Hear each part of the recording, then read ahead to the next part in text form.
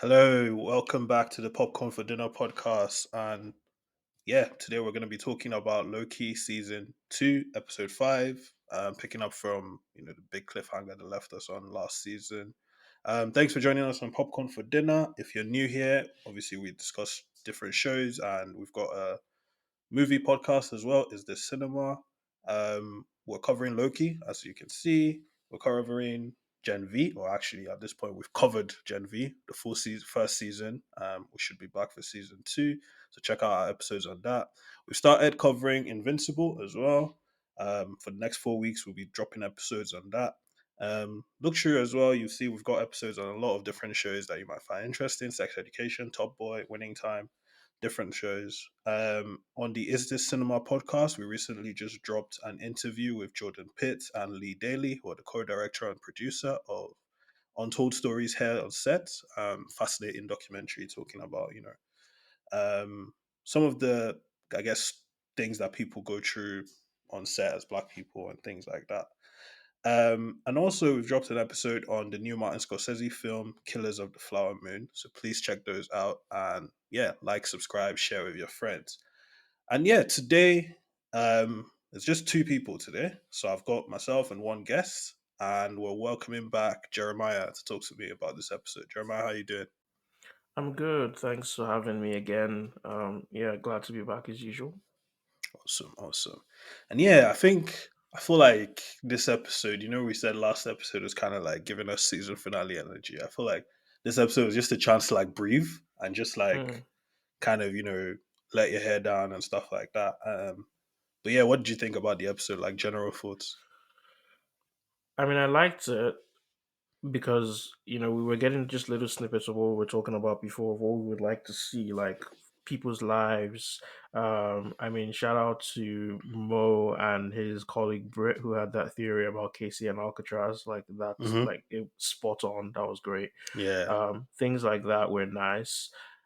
But again, I kind of wish there was another episode between. Well, I mean, it depends on how big episode 6 will be, but I kind of wish there was Mm-hmm. another episode between this and episode 6, just because, like you were saying, it felt like a season finale, and I was saying it felt like a mid-season finale. Or maybe if there were 8 episodes instead of 6, then this would even Mm-hmm. feel better, because then you kind of get like the second plot of the season. Instead, this is supposed to be like we're going into like the finale of the season, but it was still very, we get to relax for us Mm-hmm. like in a bit, and it's okay, and there's still consequences for that, but for a second it was kind of like we're leaving all the action into the final episode, and that Mm. it would, I trust these writers, but it could be a big risk.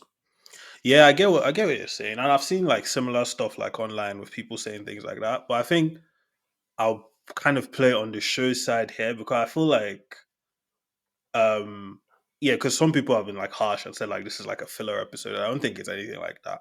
But I think one thing that was very important for me in this episode was like, as much as yeah, that felt like a finale. It's like we're going back to that. It's not like we've introduced like a brand new threat and we've got one Mm, episode to take care of it. It's like we're going back to the stuff we've seeded.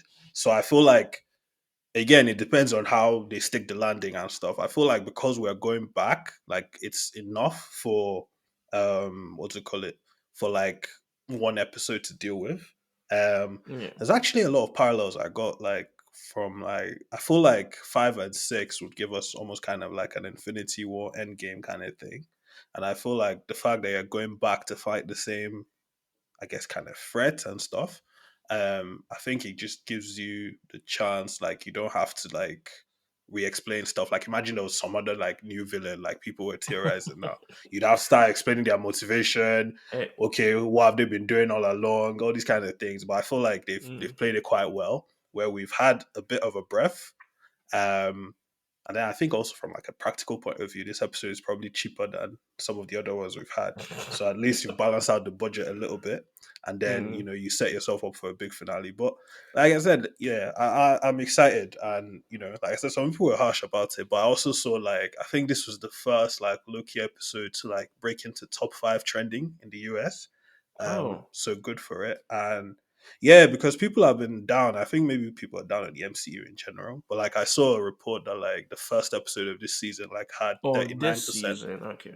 Yeah, had like 39% less viewers than season one of Loki. So I know some people have been hating the show, but I don't know. I feel like I've loved it so far, and I really hope they stick the landing. Basically. Same, same. Because I think even on all your when you're saying one episode would be enough, I think ultimately, as I was watching, I was hoping they would finish this part. Because remember we talked about it. I think Hmm. Mo or you said that you didn't want them to have exactly this one episode of all this going on before the Yeah. action, and I was saying. I think we'll at least have half an episode, if not the whole episode. I wish we had just half an episode of that, just so we could sort of get into the intensity of the finale already. But I'm also okay with the journey that Loki and the characters have had to go to, because that whole thing we'll get into of him learning to control his time slipping and understanding what really is at the core of it is probably not something they would have wanted to rush. So it's fine that they did it as one episode. It's just frustrating that we have Mm. to wait for yet another episode, and we know that we only have one episode left. That's just like I'm sad that the season's coming to an end. Yeah, yeah, definitely. Like I said, this is my favorite Marvel Disney Plus show. So yeah, I'd always be here for more. But yeah, let's get into it. So obviously, the first sort of thing in the episode, we pick up from the cliffhanger, and it turns out like everyone except Loki, interestingly, has kind of been reset to where they were on the timeline. Except Loki and Sylvie, and we get to kind of see. Thoughts? Yeah, we'll get into that, and we get to kind of see why or like how these people were living, I guess, before they went off the path and became variants and stuff. We obviously mentioned Casey being actually Frank, who's trying to escape from Alcatraz. We saw B-15 is a doctor in 2012 in New York. I thought the time where people lived as well was interesting. We Mm, saw Mobius as Don. He's a single dad with two boys. He sells a jet ski and pretends to be on a jet ski in order to help sell it. We meet AD Dog in 1994, Pasadena. That's OB. He's a part-time theoretical physics professor, but his passion is really as a sci-fi writer. And you see that he's not really having a good time selling his books. Um, so yeah, so we get to see our our old crew again and like who they could have been and stuff like that. What did you make of it? And who do you feel like was your which did any of them shock you or anything like that? Yeah.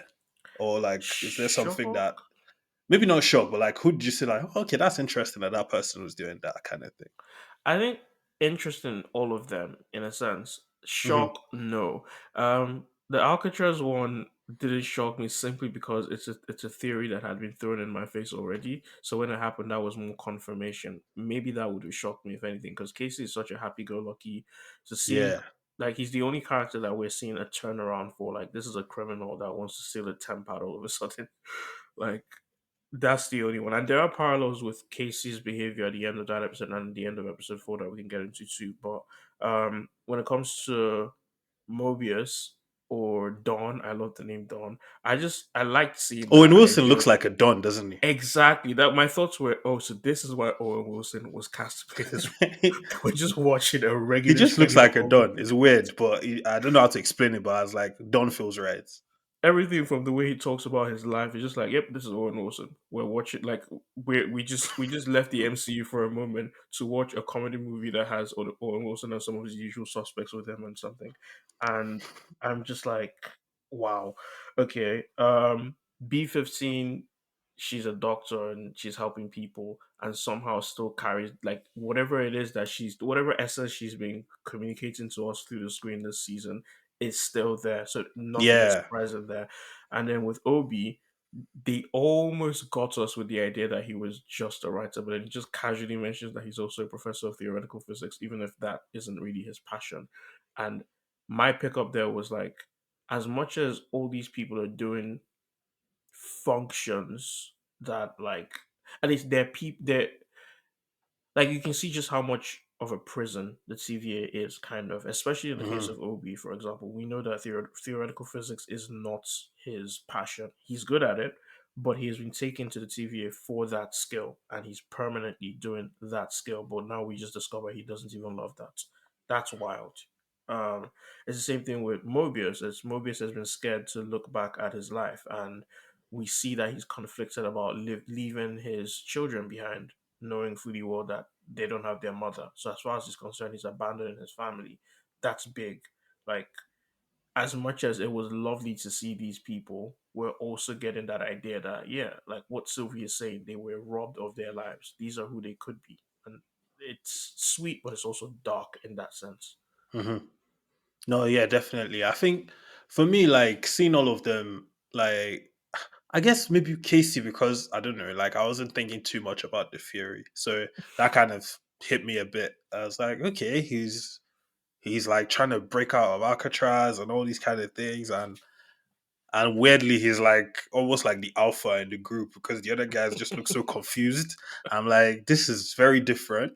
But like with B15, I feel like she's the most empathetic character on the show, so her Mm, being a doctor makes sense because like if you think about the biggest things that have kind of happened, like the atrocities that have happened on the show, but like she's been the one to almost kind of sell the gravity for us. Like when, the timelines start getting pruned by dogs, she's the one to be like, those are people dying, you know. yeah. When Miss Minutes puts on that machine and grinds people to whatever, she's the one that sees it and you can see the horror on her face that these people have Yeah. been ground into whatever. So for her to now be a doctor and I think a pediatrician as well, to be specific, it was very like, man. And then seeing Obi or what's his name, AD Dog, or what a name. Like, I don't know. I kept thinking like there would be something about it, but like AD Dog, I was like, okay. Um, with him, for a period, I was worried. I was like, is it going to be something where their old memories are kind of like bleeding in? Because I don't know if it's just me, but that his man cave looked a lot like that his office in the TVA. Like I just get the what you shape of mean. everything, the shelves. I was like, this really has that vibe of that office. I was like, is that just a gag for us to like pick up on, or was it like like maybe they remember a bit of it? Because I was I trying to think like there's two ways we're going to go here. Either Loki's gonna have to convince them, which is what we ultimately went with, or somehow like deep down they have those memories and he has to like snap them back into it or something. I'm But at glad it that point wasn't I the wasn't sure. latter. Oh yeah, definitely. Definitely. Yeah. That would I don't feel like that would have been as compelling. Yeah. Um I think I don't know about memories bleeding in. I think it's more that they're the same people. So, for mm, example, Mobius sells jet skis and he feels a light calling, not necessarily like was a what light the way he whisper, said not it, a light whisper, yeah. so yeah, a light whisper, not a strong calling. And they're jet skis. I don't know what Casey's own drawing towards. I have no idea what he was doing that got him in Yeah. Alcatraz in the first place. But like again, everything we were seeing about them kind of gave us an insight into who they are. So it would make sense that if you take these people from their lives and put them in exposition at the TVA, they would do certain things. I don't know if that means that Obi had some thoughts about or some like the interior design thoughts about how his floor in the TVA should look like because I picked up on that as well. But I Hmm. thought maybe it's just the fact that he being a scientist and like maybe he's just someone that's quite cluttered in his space. Like he yeah, maybe that's just it. Like he just puts things where they are. Because like I'm looking at he's when they're talking about the Sons of Urine, he's like, I'm sure I can find a copy here. And Luke is just there like we're standing on a pile of the same book right now. Like how disorganized is this person? And I think that's just Obi's personality. Like But I I don't don't I don't think that was him being disorganized. I think that was him trying to put up a front, like, oh, I'm this successful author and my book is selling and stuff like perhaps that. But but like meanwhile, it's everything is actually BS everywhere and it's in the everywhere. Yeah. and at I least to think your point on like yeah. how the offices look the same, I just feel like everything is everywhere. Yeah, it's Like messy. he probably knows where it is. It's probably organized chaos, knowing who Obi is, but it looks like chaos to the untrained eye. Yeah, true, true, true. But yeah, no, I thought it was nice for us to see them and get a little bit of their lives. But Hmm. what leads us into this is that Loki has started time slipping again, and he's time slipping not only just in time. I don't know. Now it's time and space slipping, I guess, because it's almost landing at these different places with these people. And I think it leads us to a very like nice kind of scene with OB where it's kind of the exposition, but trying to like getting us all together.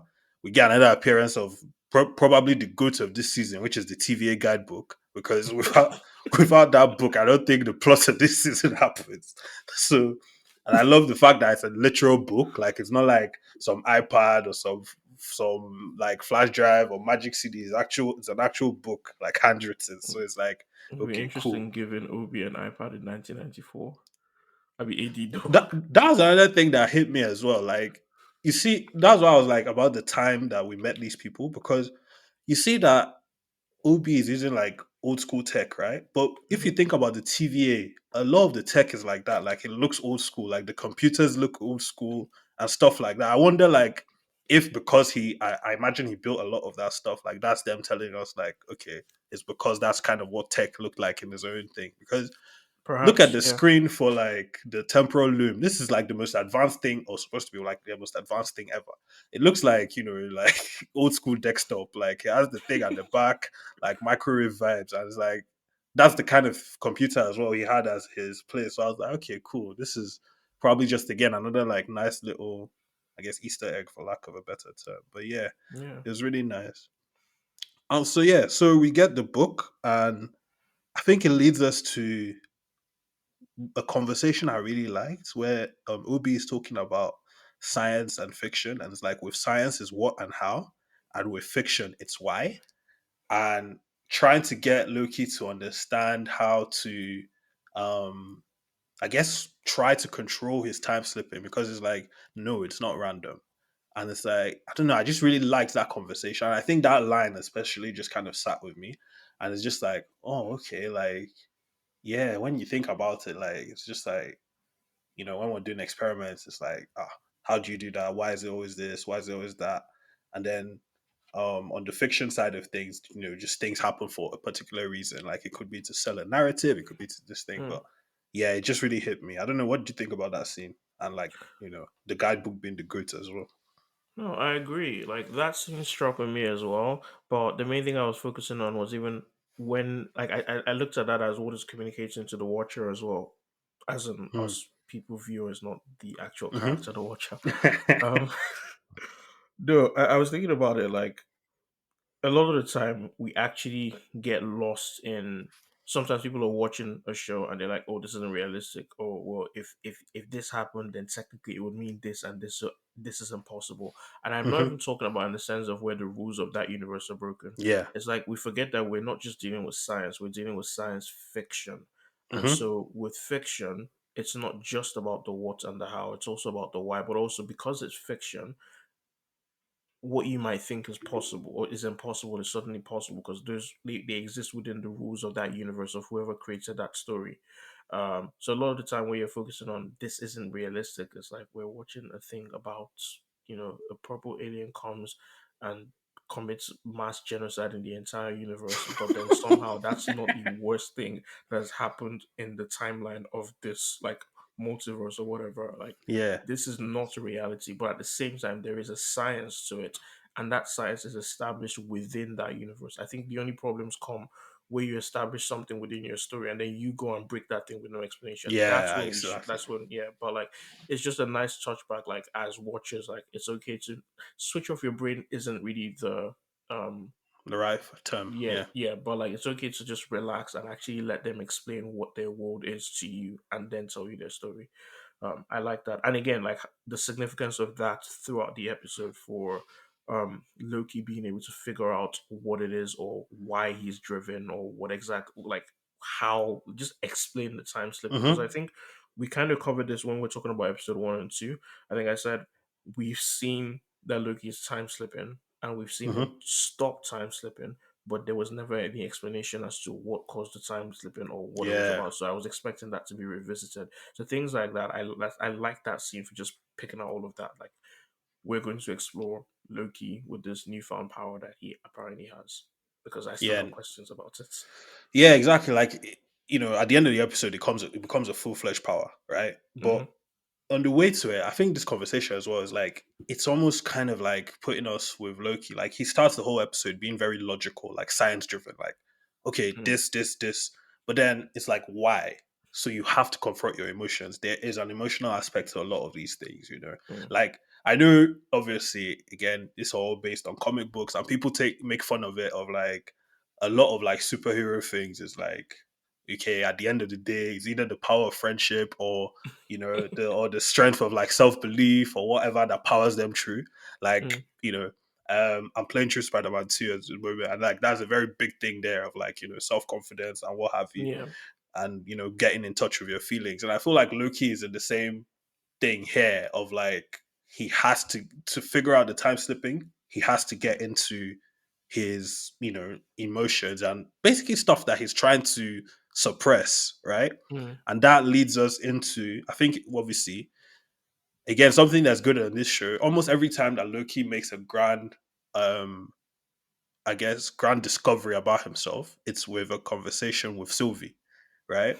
And yeah, and I think we had a really good one here where again, she's him kind of. So she yeah. knows You're really discussing with yourself. so she knows you're lying to yourself. All this, oh, I want to stop who remains. Oh, the TVA is important. What is the real truth? And I also love that scene because it's just like, no, keep going, keep going. And then he gets there and it's like, I like my friends. I don't want to be alone.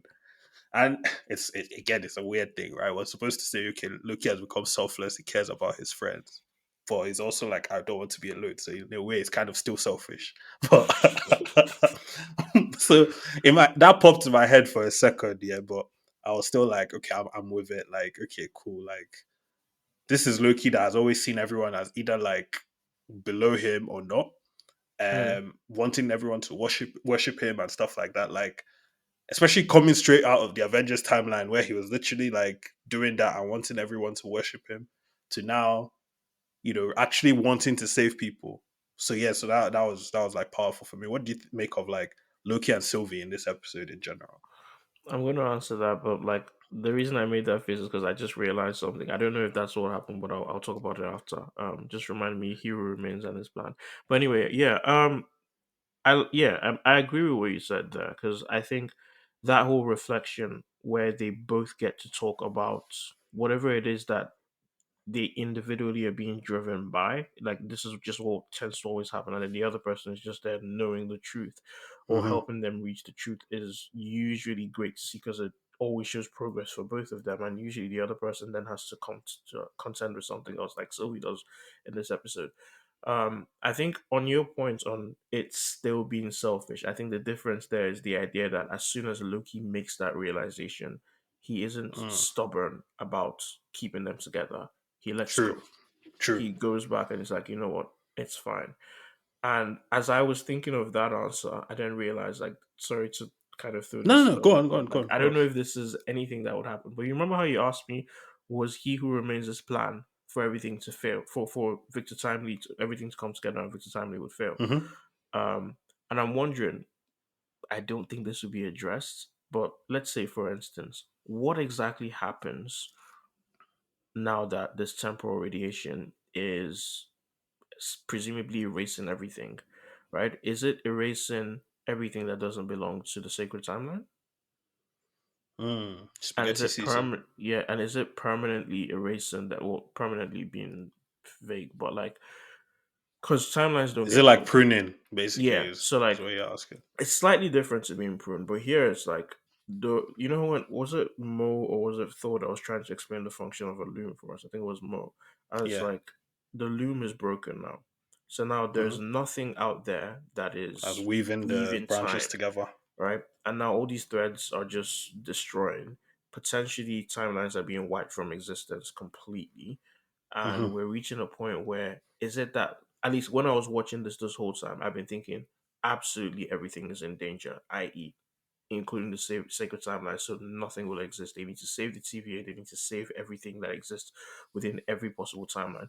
But now I'm wondering, is it possible that that was He Who Remains' His plan, like to make sure that the sacred timeline is the only timeline that survives by making sure that the temporal loom explodes, and that way Yeah. every single timeline that isn't the sacred timeline will just cease to exist in a moment.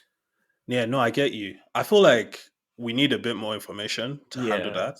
I feel like also like if that was the thing, or if that was the thing, like okay, the sacred timeline is always safe. That then I just feel like what was the point of going through like pruning branches or whatever? It's like if it explodes, it explodes. Like we'll go back to where we need to be. So Well, I this is don't a think fail safe. and Yeah, he but still need a I don't variant. think. Okay, yeah, yeah, yeah. You Yeah, so that I don't makes think sense. that would. I feel like that would undermine the whole premise of the show. Yeah, I But get I that. think it's also important that, like, in previous episodes, it's nice that you pointed that out, because in previous episodes, like, we've always seen, somebody on the sacred timeline, this one on the branch timeline. But then saying that now, I guess everybody that we know is a variant, and variants come from branch timelines. So it makes Mhm. sense that everywhere we went was a branch timeline. So again, Yeah, I was so yeah. At that point, I also wonder, like, so we've met these guys before their like this is after their Nexus event as well. So it's is like, it so? That's also the thing. Is it after their next? Because this was the one question I had about yeah, what exactly is the failsafe, and that's why it's frustrating because we don't get that answer. We won't mm, get that answer until the finale. What is the failsafe here? Are we watching? So in the at the end of this episode, we watched everyone turn to spaghetti or confetti or whatever you want to call it, spaghetti and then season. Loki time slipped. Hmm. Presumably, the spaghetti gate did happen, but he went back Hmm. a moment in time, Yeah. and then he went back a moment in time again. So I Hmm. have to assume that, like I was saying last week, I needed there to be a way that all these characters actually did die, and Hmm. I'm still working in my head canon with the idea that that's what happened at the end of episode I four. think. I It's think. like everyone died, and Loki just out of instinct time slipped back in time. The problem with that was when I was watching Was on the that second viewing. everyone wasn't there, isn't it? What? Like, at the start of this episode, if he was a time slipping, everybody would have been there with him. But, like, like, he starts this episode alone. Like, the But other he people time aren't there. slips to somewhere in the TVA, not Obi's, not the reactor chamber or whatever you want to call it. Wasn't he at the reactor chamber? At least at the Nah, start. he went to the time theater. I remember that. And Okay. Obi mentions it, or AD Dog mentions, tells him that he mentions the time What a theater. name. Um, And the time theater, interestingly, was a location I think he time slipped to at the beginning of season, at the beginning of the season. And I think that's something else I wanted to pick up on. I didn't have time to do it, but I wanted to go back to episode one to see the locations he time slipped to see if he was also potentially time slipping to people like Mobius, as Mm. opposed to um, just random time slipping.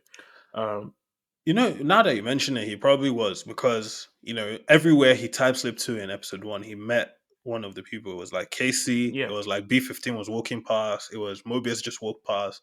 Hmm. So I guess innately, this power has been there. All this stuff about temporal aura and things like that is probably not the full story, I guess, in terms of, like, Yeah. stopping his time slipping and stuff. So yeah, so I think, And yeah, that's a good so spot. to come to the what then broke that theory for me, but I'm not sure if it does, is then the Sylvie of it all. Because Sylvie Hmm. was there, but Sylvie remembers. My initial thought Exactly. was Sylvie remembers because, she's not someone like her timeline is gone, right? For one. Hmm. So it's like, where would she have been reset to if the explosion reset her? From my understanding, the explosion didn't reset anybody. Either the failsafe protected all the variants by taking them back to their timelines, or the explosion did happen. Loki time slipped out of instinct, and we are watching these variants either before their Nexus events or as if their Nexus event never happened, or well, their Nexus event would have had to happen for their timelines to To be continue. Like branched, that, yeah. yeah, like that. Whatever it is, I'm looking at it that these versions we're seeing, it's not just that their memories are wiped; they're not the same people. Whereas Sylvie has a temper. Mm. Two So explanations. Sylvie has a yeah, temper, or maybe it's actually a power that Loki has, in which case Sylvie might have it too. that last point is important. Although I feel like this is specifically going to be a low key thing. I feel like if Sylvie had it as well, they would have, like, Shown the we time would have slip. seen her, like, time slip or something And before. plus, it doesn't seem like she thought to say, "Yeah, I was time slipping too." Yeah, Because yeah, yeah. So I feel like the show wouldn't just throw that out at this point. I feel like with the people, yeah, I think it's probably just a thing of, like, they got exploded and they landed in, one of the branches or stuff like that. I don't think the show will go and tell us exactly how, but that's, like, a fascinating angle to get into. Um, but yeah, um, yeah, I don't think the show will go in and tell us that again. But yeah, like, that's a fascinating angle to kind of look at it and stuff like that. But Just a point of yeah, correction. So Loki, the episode starts with Loki in the the loom room, the exact same spot he was in at the end of last Oh, episode. okay. Yeah, so I was right. Yeah, okay, Okay. cool. Yeah. And Sylvie was definitely not time slipping because she was surprised when she saw Loki do it. I don't think she'd ever Yeah, seen it before. exactly. Oh, yeah, there you go. So yeah, so I feel like it's specifically a low key thing, and yeah, I just feel like these people just got set back to where they're supposed to be. Like if the TVA didn't exist, this would be their lives. I think But that's what we're going for. when in the reactor room did he get like time? Like, do we even know if he time slipped? Because the moment he time slipped to at the beginning of the episode, presumably would actually have been after the thing happened. I don't even know. It doesn't make So sense I anymore. My don't. brain So is yeah, it's a yeah. weird one. I think Let's what leave I that would go one. with, yeah, no, but I think what I have in my head anyway is like he didn't time slip at the beginning for some reason. Um, that's why like Loki and Sylvie are not affected. Mm, Like I think there's something there of why both of them are not affected, but then everyone else goes back to where they were supposed to be. Like that's why they remember it. Like if it was something where yeah. only Loki remembered, I would say okay, maybe he time slipped, but Sylvie also remembers. So I think there might be something there. Maybe we touch on it in the next Oh, episode, but actually, as you say that, yeah. it kind of follow. Yeah, I think we'll get the answer in the next episode probably for this particular one. I hope anyway. But as you say that, if for example Loki time slips to somewhere in the TVA, perhaps Sylvie did the same too, and Loki like Sylvie just had a temper, so just like, oh, okay, well, I guess everything's fine. I'll just go back, mind my business. The TVA died. Okay, mission accomplished. And then Loki is like still time slip and is like, oops, something's wrong somewhere, and then all that happens. But that could be an explanation, but then they would still have to tell us why they specifically made it back to the TVA. It could be because no, but if it was about their timelines being branched, they would just be branched to the moment. They would just be taken back to the moment that they caused Nexus events anyway. So yeah, we Yeah, and still need an continue on from explanation. there. So like that's why Or maybe that's what because they're not necessarily TVA employees, there's no fail safe in place for them. yeah, so I think that's what me I'm going with anyway. That they just go back to continuing with their lives like the TVA never picked them up. Like regardless. I think Mm. that's what I have in my own head anyway. I would But have yeah, liked a version When where in they all doubt, died. remember Emmanuel's great words from last week. It's his show. Let's just move on. that's the thing. It's looking sure. Don't And over, we don't are overthink it. Just move on. Like what does Obi say? Like sometimes it's just fiction. Just move on. it's just So why. right, And right. it's We just even why. said And that why is it? Because it's looking sure. we're Okay. here focusing on the what and the how. We're like, we should listen to what they just told us. Which is the why. Which aka it's looking sure and we have one episode left. So that's it. But yeah, like obviously the whole plot is building up to everything getting spaghettified. We get a nice thing where OB builds a tempered, like I don't know if this is like tempered 1.0 or whatever, but like the thing looked massive. But it Yeah, worked and it looked actually. janky as hell, but it worked and it took him what 19 months. Oh, Mm. and like props to Obi, he said it was 18 months, but 1 month getting over his divorce. Like a man that heals in 1 month, you have to give it up for him, man. Like healing from a whole marriage and divorce in 1 month. I feel like it's Man, even the madness of explain like he lost his job and his wife. I don't know in what order. I'm guessing the job yeah, first yeah, because he said job first. Um, Presumably because he suddenly spent all this time creating a temp pad to travel through time. Everyone's like, "What the hell are you talking about?" Like, Man, probably why. And yeah. I don't know if that Well, would have helped him focus and knowing that what he was doing was real, or it's like am I crazy? Or do I actually believe that one of my characters came to life to help me? yeah, I think I think that's one thing as well. Like as much as we get to the fact that Loki wants to, and again, yeah, everybody's getting spaghettified. Loki eventually discovers that because he wants to save his friends, he can control the time slipping. Mm, And I think also like as much as Loki is lonely or whatever, and he wants to stay with his friend, I think something that just kind of hit me as well was that when you look at like um his friends, I guess for lack of a better term, in this episode, mhm. they there's I don't know if it's lonely is the right word, but there's a kind of loneliness to them, if that makes sense. Like Don is a single dad, and he's just struggling and trying to make ends meet. Um, the little we see of B15, yeah, she's doing well at the hospital, but we don't know anything else. And I think the Mm. fact that he was able to even convince them, Like it was only Don that like dragged his feet about his boys and stuff. I feel like the other people just left because maybe on some level they weren't happy with their lives. Do you get like so Mm. maybe they wanted something more as well, and maybe there's something that Sylvie is missing that yes, they have choice or whatever, but TVA kind of gave them purpose and something bigger than themselves. So again, I guess at the end of the day, we want to see what He Who Remains and Co were using as their job advert to recruit people, because I don't know. Yeah, I just feel like there has to be something there, Sha, for them to recruit all these Yeah, I've people. always actually wondered, like, why do some variants get pruned and others get taken to the TVA? TVA HR needs to call us. We need an interview. We need to know. We need to know, we need to know what they are looking for on LinkedIn. but but yeah, like the spaghetti whole thing, I think like that was quite emotional. Like that got me in the feeling. It's weird, like it almost kind of weirdly almost got me more than Infinity War, for lack of a better term. Because I guess with Infinity War, like I remember watching, I was like, oh wow, they actually dusted these people. But then I'm like, the moment I saw Spider-Man and Black Panther, I couldn't suspend my disbelief anymore. I was like, they're going to reverse this thing, it's fine, it's done. But I think with this one, I think maybe because these characters are like uh they're expendable to an extent, right? Like Mm. killing Sylvie and Casey and Co. Yes, it hurts, but like you can't Are compare it to they? killing Would to you? killing Black Panther. Are they So like expendable? I don't know, I feel like more expendable. I feel like I could suspend my disbelief. Like if you told me now that everybody except maybe Mobius is not coming back, I would be like, okay, that sucks. But like the show can go on. Do you get Oh, it's very Co- interesting that you bring that back because I feel like, again, theorizing, and I could be wrong here, but I would not be surprised if they're prepping us for the idea that Mobius is not coming back. hmm. No, well, let's see. Let's see. I feel Then like I again, don't know. everyone thought Mobius would die in season one, so Oh yeah, they foreshadowed that one so much. Like it really felt like but I they're remember like kind there's of so doing many this again. times. It's a big deal about Mobius not looking at his life because what if he likes it too much? Hmm. And they bring that up again in the last episode, and then we spend a significant amount of time with Mobius.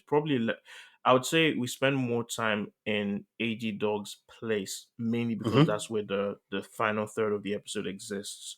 But in terms of following the character around, we definitely spend more time with Mobius than anyone, and we see he's the only character that obviously we see them interacting with other people in their world, but he's the only character that we actually get to see his life, like his anchor, like Mm. his family, and he tells us things like his wife died, he's taking care of two sons and trying to make ends meet, trying to make sure they have all their stuff. And he clearly vocalizes that he doesn't want to leave them.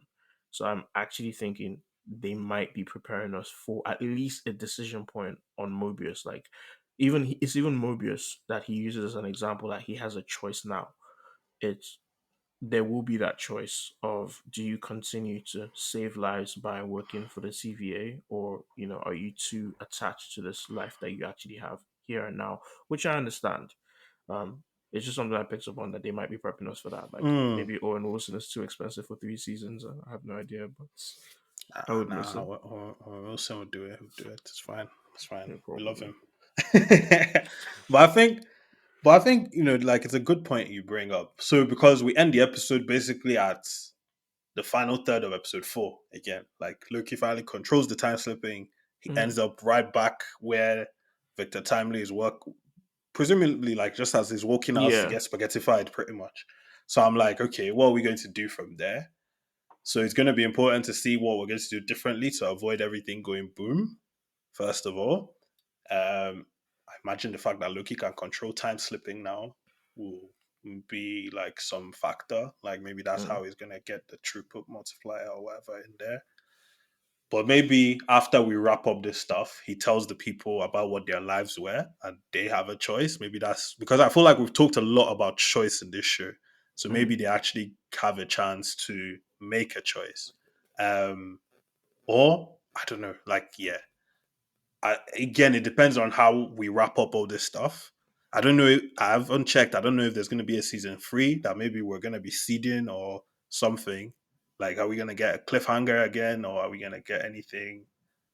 mad. Like, yeah, I'm actually quite excited to just see where we go next season because again, like Endgame and a lot of time travel movies, it's going back now and trying to see okay what they do differently and seeing like I Mm. guess the butterfly effect of like I don't know maybe Victor Timely doesn't go out then it's okay what does he become or or somebody else goes out, somebody else dies, all these kinds of things. Like now we know Casey's a criminal, so after putting him on fraud watch, who knows what else like that has you start to reveal. Like, did I think he it, secretly steal the triple multiplier or this thing or whatever?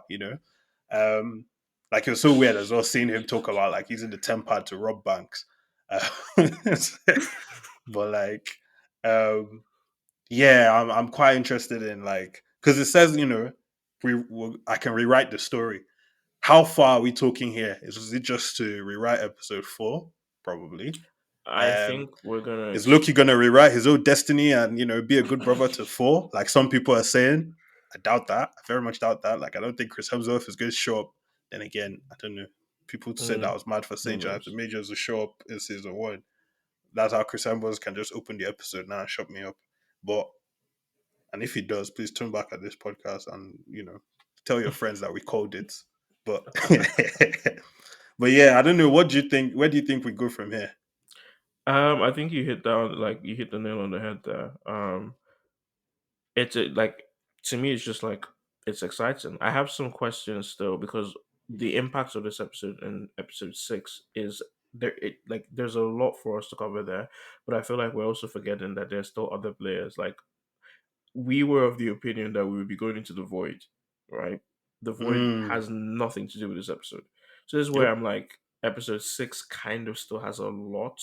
So it's very possible that those people who were pruned are just pruned and we don't just visit them gone. again. But that would be anticlimactic in a way. Because what this season is still missing is a big bad.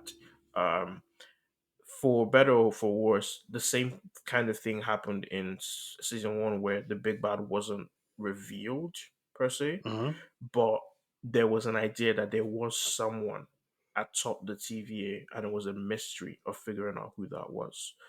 Mm, With this season, it's been a situation we're trying to avert, which is the temporal loom exploding or whatever. And it did explode, but now we're trying to reverse that or stop that or prevent that, however you want to view it. Because if it hmm. happened, then technically it happened. Because I'm still of the idea that everything is or was cyclical, and it still comes down to. And this is where Mo is like, "Oh, Obi is still the villain, whether he knows it or not." Or I was the one saying whether he knows it or not, but I don't think he's a villain. Hmm. Something I saw online was this idea that I didn't notice this, so I don't even know where in the episode this is. But when everything in the TVA is disintegrating, it says something about letters disappearing, and the only letter left is the O. And I'm like, of course, people are going to eat that as Obi somehow still being a villain in some way. Like, I have no idea, but it's I things mean, like that. I want to see where they go because my first question was, why is he time slipping again? Maybe because he's still just like he knows how it works, but he's still learning the ropes of getting the exact moment, or maybe Loki's just not as smart. But it seems to me that the sensible thing to do would be to time slip to not the exact moment where it's already too late, because right after Victor Timely goes out, we already know that's not going to work. Right hmm. after it goes out, the thing explodes or melts down or whatever. In fact, they're even Mm, calling it a meltdown. So the temporal loom melts down right after the timely goes. So at that point, I'm thinking you have to formulate a new plan. It's too late. Why not go back to at least 2 hours before and say, guys, I've just come from the future. It didn't work. What next? mm. Like, Yeah. I think we're gonna get a bit of that. Like, they'll try some plan, it fails, we go back, like you were saying, maybe a different person goes out, maybe they try something, it doesn't work until we finally figure out. It'll be like watching the version of events in Doctor Strange's head at an Infinity War where he was just going through different timelines to figure out Mm. what would work. So you think we're going to get like a Groundhog Day kind of thing of like they try I hope this we get at reboot? least a few. I hope we get at least a few minutes of that. Otherwise, it's a waste of discovering this time slipping ability. I hope we get something like that. But Interesting. again, if we do that, how much time do we have? Because one thing the Disney Plus shows don't do is really So we don't have extend. gigantic. It's Yeah, not Stranger Things in terms of yeah, episode we don't length. get Yeah. like, yeah. So how much time do we have to still go to the void and give us like three iterations of the same thing happening, or do they do it multiple times until they realize maybe the only thing to do is to have one timeline? Yeah, that's actually fascinating. Like, I don't know. I'm a big proponent of like when you introduce a power, you give it like limits and stuff. Mm. Like, if Loki can suddenly time slip to whenever, whatever, without limits, do it every time till something works, I feel like we've just broken the system. I get Like, you. I yeah. get So you. I feel like there has to be some sort of limits placed on it. Maybe it's something like he can't do it too often at a particular time, or he can only do it as far back as certain things, or something Hmm. like that. Or like he can only be in a certain situation like once. I feel like that's one thing I really want from the episode to kind of give us a power scaling on it. I know, like for example, like Secret Invasion was very terrible by all accounts, Hmm. but one of the things as well, like when Emilia Clarke gets those powers, like the fact that they can use them as well as the original people immediately, and the fact that like there's no scaling. It's not like, oh, okay, I'm using Drax's arm, but because it's like, well, because I'm also using, I don't know, Extremis. Like the arm is like only a tenth as strong as Drax's actual one, something like that, Hmm. some sort of scaling. But it was just like all over the place, and it was just thinking. I just hope we don't do that with time slipping, because suddenly then you're like, Another OP Loki, character. yeah, like Loki can just go back to before it was captured by the TVA. He can go back to go and tell Odin is a prick. All these kind of things, like I you think just open Pandora's box. I feel like, I think something you said there, like maybe like how I can't remember the exact words you used. They slipped me now, but it struck yeah, something with me, and I was thinking it's possible. Like right now, he's time slipping. He's time slipping based on who he wants to be around, hmm, and also kind of with this idea of they've made a big deal about this temporal aura, this collective aura they all have. So going back to a moment where all of them existed at the same time in the same room, and it's hmm, just them. There's nobody else. So it's going to this exact. Maybe that's the thing. Maybe he time slips to temporal auras, for example. Like he's mm, trying to find Mobius. He's trying to find. He goes to where Mobius is, or somewhere where Mobius is. And the same thing right. with he time slips to somewhere where all five of them could. Was it five? Where all of them could have Yeah, been at you the might same be onto time, something, because I and think it's. Obi says is when you've time traveled, you have a temporal aura. So I guess Hmm, he can only do this with people that have time traveled. So it makes it like TVA based. So at least we have maybe a limit with that. I don't know if that's maybe. how it's gonna be. Oh, but then what would that mean about he who remains being in the 1901? Was he?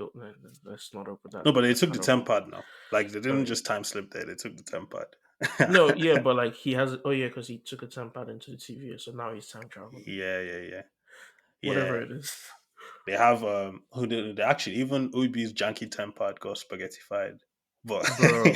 yeah, No, I was even thinking they had Sylvie's time pad, and I remember like I was like Sylvie, go Sylvie now, Sylvie yeah. now. And Yeah, she when was Loki was just. explaining, I was like, "There's not enough time for this explanation they're doing. Like, people get spaghettified in like 3 seconds, pretty much, like from here." But, but But yeah, no, nah, she like, was gone too. I was like, shit. Like, because then you think about it, like, how do we don't even know. What if she tried to and then her temper was just gone? Because that's also another thing. Her temper has to be somehow related to, because look at it. How the she hell did took He Who Loki. Remains tempad now. I know, yeah, exactly. But how the hell did Loki even get this power in the first place? It was when they were fighting, she used that tempad and pushed him through a door. But he who remains goes uses his tempad all the time. Sylvie uses that tempad all the time. So what is it about this Yeah, Loki that gave him that power? yeah. I guess again, I don't know if we're going to get more information, but I guess he's a god. The physiology or whatever messed with him, and then he absorbed that or I whatever. But started like, trying to look like was he maybe he was trying to enchant at the same time and then the power I was like, nah, like yeah, it they wasn't have to like an explain. I need explosion. an explanation But yeah, for we'll that one. see, because yeah, the first time slipping is coming back to the TVA and being like, oh, he's coming, he who remains is coming, kind of thing, Mm, because he's worried about his friends. So I think it works in that aspect. But yeah, in terms of like practically, again, science versus fiction, and the science aspects is probably lacking in terms of like how this power came. In the fictional aspects, it gives us an amazing power and a reason why Loki should be involved in these Avengers stories going forward that are all about time travel and mm. multiverse and stuff, because he's pretty much, if he gets this under control, able to go through timelines and thinking and space very easily. Yeah, he's Um, like a more effective version of Ant-Man in Endgame. Pretty much, yeah. He doesn't need the rats to help him time travel. But yeah, that's basically everything I wanted to get over. I saw we get a little Zaniac Easter egg. There's a Zaniac video game, and like you can hear Brad's voice on it. So that was cute because we didn't get him Somewhere in in the the episode. multiverse, a happy man named Mo is screaming to his couch. But I think that's like only other like Easter egg I had. But yeah, is there anything else you wanted to point out on the episode? Honestly, not really. Like most of my notes weren't even like they weren't cohesive observations about the episode. They were more reactions. Like so, Loki is basically Hiro Nakamura at this point, and I love that. But like basically, like finding out What that a Owen reference. like finding out that Owen was I said, well, that Mobius's name is Dawn. I just wrote his name is Dawn.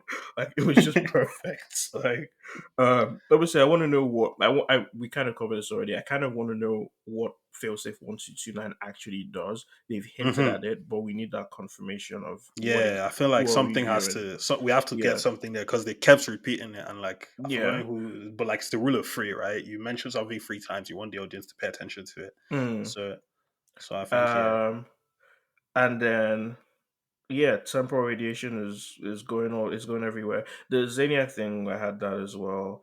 Um, this one I just put in right before we came online. I was just thinking, why does Obi work? It could be absolutely nothing at all, but why is Obi's office or whatever he calls a totally abandoned area? And has it always been a totally like the first time we meet him there? mm, Has it always been totally abandoned, or did that happen in the yeah. He said 19 there's no months? one there for miles. Yeah, I'm Yeah, that's thinking interesting. why? Like, is that because or maybe that's what he could afford? I have no idea. Like, cause Yeah, yeah, like but then again, it's it could be mostly rich nothing. people that live alone. My first thoughts were like he's well off, and when he said he's a theoretical physics professor at Caltech, I was like, okay, that makes sense. But then the version of him we meet in 19 months presumably is not as well off as the first version because that one has lost his job, lost his family, presumably, and probably some credibility in his community or whatever, because he's probably Yeah. going on about 10 parts and my character came back to life. But back to But life. yeah, But yeah, it's just that, like I say, there isn't too much on this episode in yeah. I terms don't know. of Maybe there's something. Yeah, that maybe that's something that comes back. Maybe it's something we just never hear. Maybe it was just nice to just say, okay, this is why we shouldn't be worried about mm, anything. Maybe it was something to scare the people too as well. Like if this was just a kidnap, like nobody can hear you. Like I know we told you we're here to save the world, but just know that I'm so anything we dead. do to you here now, That there's would nobody be coming to save you. hilarious. But Yeah, or I maybe my guess mind is just dark. But yeah. yeah. Maybe that's you, but no, I think it does make sense. Like, especially with the way Casey was moving, like he might need to know, like, guy, if you don't fix up. But yeah, I think yeah, the Zaniac thing was cute as well. We don't get a movie trailer, but we get something that establishes, Yeah. and that's also another thing as well. Like, still back to the idea of what exactly is the failsafe, because unlike Brad, these variants don't have any memories of the TVA as far as we know. We don't know Hmm. if, and at the end of the thing, it says, "Thank you for your service." Hmm. Oh yeah, of course. It says thank you for your service. And I was thinking, okay, so they're actually saying goodbye to them. That might be supporting the idea that they're being reset, memories wise, whatever. But like Mm. we need that explanation. Yeah, no, definitely, definitely. But yeah, once Marvel gives it to us next week, we'll be here to break it down for you guys. And yeah, thank you guys for joining us we're almost at the end of this Loki journey now for season two. Mm, Thank you to my guest Jeremiah. And yeah, thank you guys so much for listening to us. Again, like I mentioned, we've got all episodes for the new season or the first season of Gen V now. We're covering Invincible as well. We've got the first episode out for that. We've got the interview with Jordan Pitt and Lee Daly from Untold Stories Hair and Set, and we've got an episode on Killers of the Flower Moon. And yeah, just check out our feed, man. If you love TV and movies, you'll definitely find stuff that you like. mhm. And yeah, hopefully, tap into us next week to hear us break down what will be the finale of Loki season two. And yeah, it's been a great one, and looking forward to chatting to you guys again next week. Yeah, Um, absolutely. all right, guys, see you. Take care. Bye. Bye. It's a wrap.